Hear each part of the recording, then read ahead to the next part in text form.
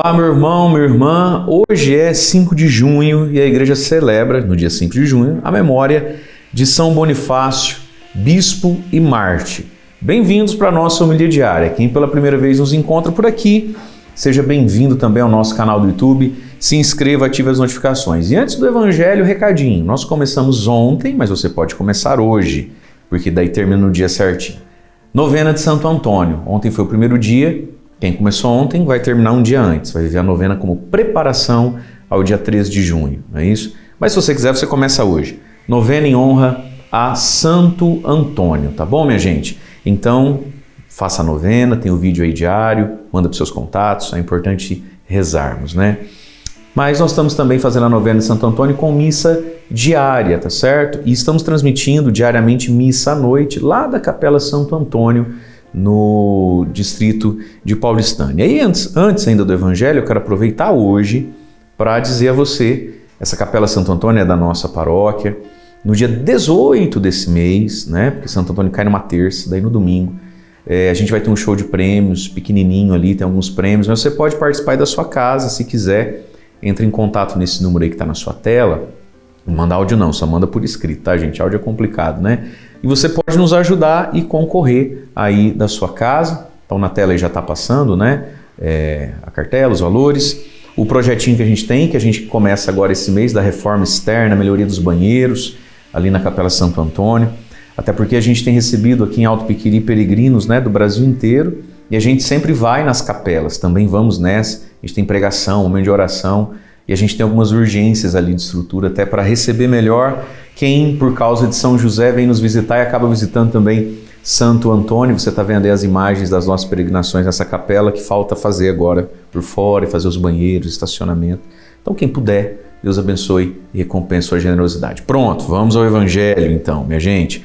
Hoje o Evangelho é Marcos, capítulo 12, versículos de 1 a 12, diz assim: Naquele tempo Jesus começou a falar aos sumos sacerdotes, mestres da lei e anciãos, usando parábolas. Um homem plantou uma vinha, cercou-a, fez um lagar e construiu uma torre de guarda. Depois arrendou a vinha a alguns agricultores e viajou para longe. Na época da colheita, ele mandou um empregado aos agricultores para receber a sua parte dos frutos da vinha. Mas os agricultores pegaram no empregado, bateram nele e o mandaram de volta sem nada. Então o dono da vinha mandou de novo mais um empregado. Os agricultores bateram na cabeça dele e o insultaram. Então o dono mandou ainda mais outro, e eles o mataram. Trataram da mesma maneira muitos outros, batendo em uns e matando outros. Restava-lhe ainda alguém, seu filho querido. Por último, ele mandou o filho até os agricultores, pensando: eles respeitarão meu filho. Mas aqueles agricultores disseram uns aos outros: esse é o herdeiro, vamos matá-lo, e a herança será nossa. Então agarraram o filho, o mataram e o jogaram fora da vinha. Que fará o dono da vinha? Ele virá, destruirá os agricultores e entregará a vinha a outros.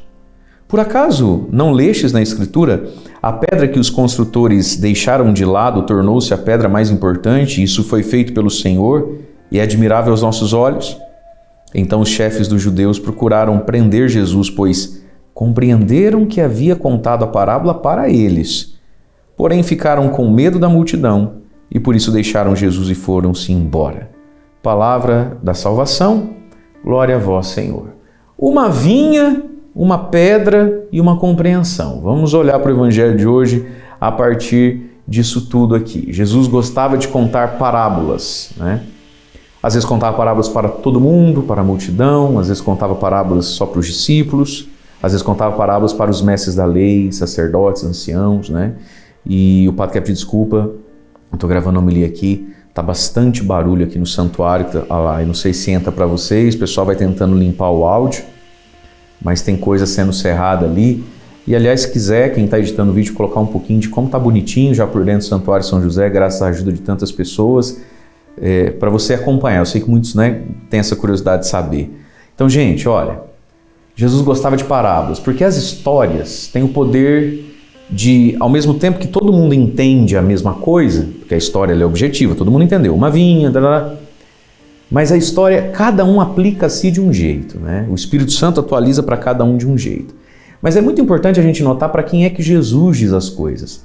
Sempre que você for ler a Bíblia, isso é muito importante. E Jesus disse às multidões. E Jesus disse aos discípulos. E Jesus disse ao fariseu. Né?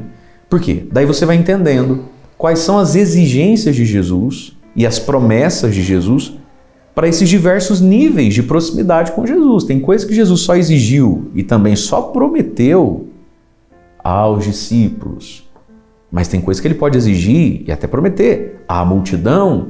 São níveis de proximidade com Cristo, né? Com Jesus Cristo. Hoje, então, ele está falando com os sumos sacerdotes, com os mestres da lei, com os anciãos, os líderes religiosos do povo. Né? Claro que essa palavra vale também para quem não é líder do povo. Né? Tem aqui um grande ensinamento. Jesus vai falar então da vinha. Vamos entender essa vinha. A vinha do Senhor, o seu povo, o Israel de Deus, né? O judaísmo de até então, essa vinha significa ali a cidade santa, Jerusalém, né? Enfim, Deus constrói o povo e Ele cuida de tudo. E aí Ele terceiriza, né? Ele arrenda. E aí Ele quer o fruto, a colheita, 1, 2 vezes por ano, né? Você vai lá colher, vai lá buscar do arrendatário a tua parte.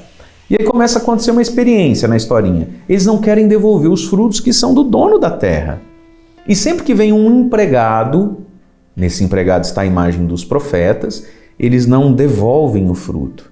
Até que ele pensa, bom, meu filho vão respeitar? O filho é Jesus, né? Então, mandou o filho, mataram o filho, não é isso que diz ali? Agarraram o filho, o mataram e o jogaram fora da vinha. Jesus vai ser preso, morto e jogado fora. Jesus morre fora de Jerusalém, né? Jesus morre fora da cidade santa. Então, e eles vão entendendo, cara, ele está falando da gente. Está parecendo a nossa vida, né? E aí então Jesus diz também de um julgamento. O que o dono da vinha faz com esse povo? Que nunca devolve o fruto, bate, espanca, mata os empregados e o filho, os profetas e o Cristo. Virá e os destruirá. Então aqui também está uma imagem do juízo final, minha gente, do julgamento de Deus, né? Então veja, você e eu também recebemos uma vinha, nossa vida, nosso coração. Recebemos a vinha do batismo. E na igreja hoje nós também temos os líderes, o Papa, os bispos, os padres, né, os diáconos, os sacerdotes, os diáconos, os religiosos, as religiosas. E talvez você mesmo como leigo recebeu uma vinha. Você tem um grupinho de catequese. Ou no grupo de WhatsApp da família você é identificado como o tio ou a tia da igreja, o que reza. É a tua vinha. Deus vem então e quer os frutos da vinha. Quer os frutos de cada um de nós. Os frutos da conversão, da santidade, das boas obras. E Deus nos visita através desses empregados, ou seja, através das boas obras, através da pregação de cada dia. É quando nos vem o profeta que a gente entrega ou não entrega o fruto da fé e da conversão.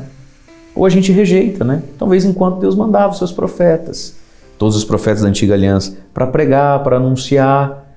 E aí a palavra, o povo dava ou não dava fruto diante daquela palavra. Correspondia ou não correspondia àquela palavra. Né? Até que enviou então Jesus, o Evangelho, diante do qual a gente frutifica ou não frutifica.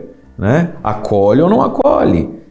E aí então Jesus vai falar desse filho, que é ele mesmo, vai ser morto, jogado fora. Né? E aí Jesus agora, falando de vinha, vai falar de pedra. Vocês nunca leram? A pedra que os construtores deixaram de lado, esse filho jogado de lado, tornou-se agora a pedra angular, a pedra mais importante, e isso foi feito pelo Senhor e é admirável aos nossos olhos. Né? Jesus é a pedra, Jesus é o filho, a pedra angular, a pedra mais importante da construção, que os construtores, que os líderes rejeitaram. Né? Hoje a igreja celebra também São Bonifácio, bispo e mártir. Né? Nasceu no ano 673, onde hoje é a Inglaterra, né? E em 747 vai ser martirizado com outros 52 companheiros. Foi um homem extraordinário, São Bonifácio.